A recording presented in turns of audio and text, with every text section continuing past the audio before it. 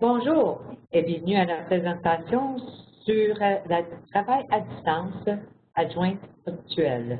Je m'appelle Louisa Hood. Je suis heureuse d'explorer le sujet avec vous.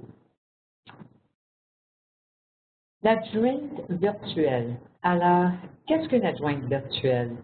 Une adjointe virtuelle est une professionnelle du bureau offrant le soutien administratif à distance à une entreprise. Il existe plusieurs types d'adjointes. Adjointe à la direction, adjointe administrative, adjointe marketing. Il y a beaucoup d'entrecoupements. L'élément central à tous ces rôles est la prise en charge de certaines tâches administratives pour leur patron, permettant ainsi à ce dernier de se consacrer entièrement à son travail immédiat, développement de produits, vente ou gestion. Chez Accenture, parmi d'autres, nous avons une équipe d'adjointes virtuelles qui soutiennent plus de 250 cases au Canada à partir de Buenos Aires, en Argentine. Auparavant, l'adjointe était liée à son poste de travail par le téléphone et par la machine à écrire. Taper à la machine était une tâche principale. Tout cela a changé avec la venue de la technologie qui nous a libérés du traditionnel poste de travail. Voici une illustration de ma journée de travail.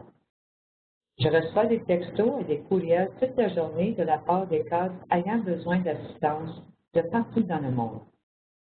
Nous sommes maintenant tous mobiles. Les cadres répondent normalement à leurs appels sur leur téléphone cellulaire et ils gardent contact pendant leur déplacement à l'aéroport, entre deux réunions ou dans un taxi. Nous utilisons moins de papier. La facturation, les présentations et les propositions sont plus souvent produites électroniquement, ce qui nous permet de travailler n'importe où avec une connexion Internet. La technologie nous accorde cette nouvelle façon de travailler. Aujourd'hui, tout le monde est connecté. Vous pouvez le constater même dans votre cadre familial. Il existe tant d'applications et de programmes gratuits, et bien sûr des tutoriels et des cours sur YouTube, pour ne nommer que cela. Il n'y a pas de limite à ce que vous pouvez faire et apprendre. Cela comprend les tâches administratives traditionnelles qui sont désormais accomplies de façon virtuelle en tout temps. Il existe autant de rôles d'adjointe virtuelle qu'il y a d'entreprises. Il s'agit d'une industrie jeune qui a beaucoup de potentiel et qui continue de se développer. La spécialisation offre beaucoup de possibilités. Elle permet de vous différencier des autres adjointes virtuelles en offrant des compétences spécialisées dans un secteur en particulier. Par exemple, si vous connaissez bien le domaine de l'immobilier, vous pourriez mettre vos connaissances approfondies à titre d'adjointe virtuelle au service d'agents. Ou encore, vous pouvez offrir des compétences spécialisées comme la tenue de livre ou la traduction. Voici une liste de certains des créneaux dans lesquels vous pouvez vous spécialiser. Rôle. Si vous avez des compétences dans l'un ou l'autre de ces domaines, vous pourrez trouver des clients ayant besoin de quelqu'un pour accomplir ces tâches. Client.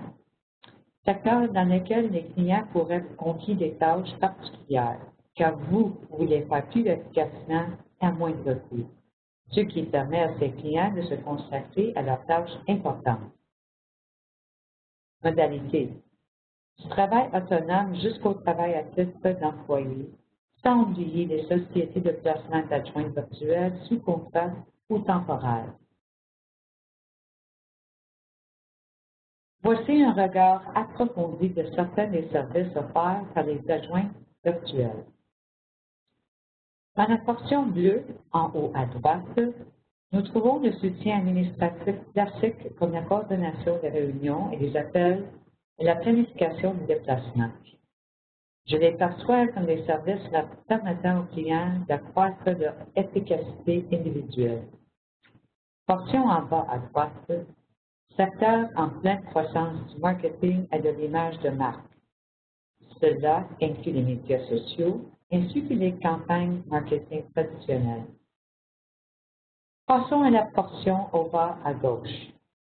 Le traitement de données englobe tout ce qui touche les faits et la tenue de livres, la transcription, la traduction et la documentation.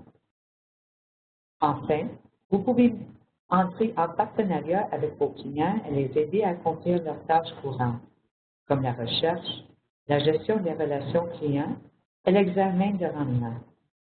Cela peut aussi s'étendre à l'aide au maintien de la conformité aux normes et politiques en travaillant avec les membres de l'équipe. J'offre tous ces services à mes clients sur une base quotidienne. Je n'en ai pas besoin d'être devant eux pour livrer les résultats. Voici quelques-unes des clés pour réussir en tant d'adjointe virtuelle. Le principal objectif consiste à aider le client à atteindre ses objectifs. Travailler en partenariat à moindre coût. Rendez leur travail plus facile, jamais plus difficile. Soyez réceptifs, répondez rapidement, communiquez vos progrès, faites des mises à jour, apportez des solutions. Vous les représentez, protégez leur image. Les relations sont moins faciles à établir. Souriez, présentez une image professionnelle, même en pantalon de jogging. Bâtissez la confiance en promettant moins et en livrant plus. Faites ce que vous dites, vous allez faire. En ligne, la loyauté est moins importante.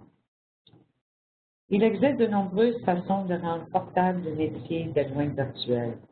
Il suffit de regarder au-delà des barrières. Par exemple, si vous déménagez en Europe, vous pouvez faire équipe avec une autre adjointe virtuelle pour offrir des services selon un horaire étendu. Ressources. Nous avons inclus une liste de ressources si vous souhaitez vous documenter davantage au sujet du travail adjoint virtuel. Au haut de la page, vous trouverez certaines organisations qui pourront vous aider ou vous fournir des ressources. Au bas, vous voyez une liste d'épaulettes pour les adjoints administratifs qui pourraient vous intéresser. À droite, vous trouverez des liens menant vers des articles pour en découvrir davantage sur les adjointes administratives virtuelles sur leurs entreprises. Vous déménagez dans un pays où l'on parle une autre langue, offrez des services dans le domaine de la traduction.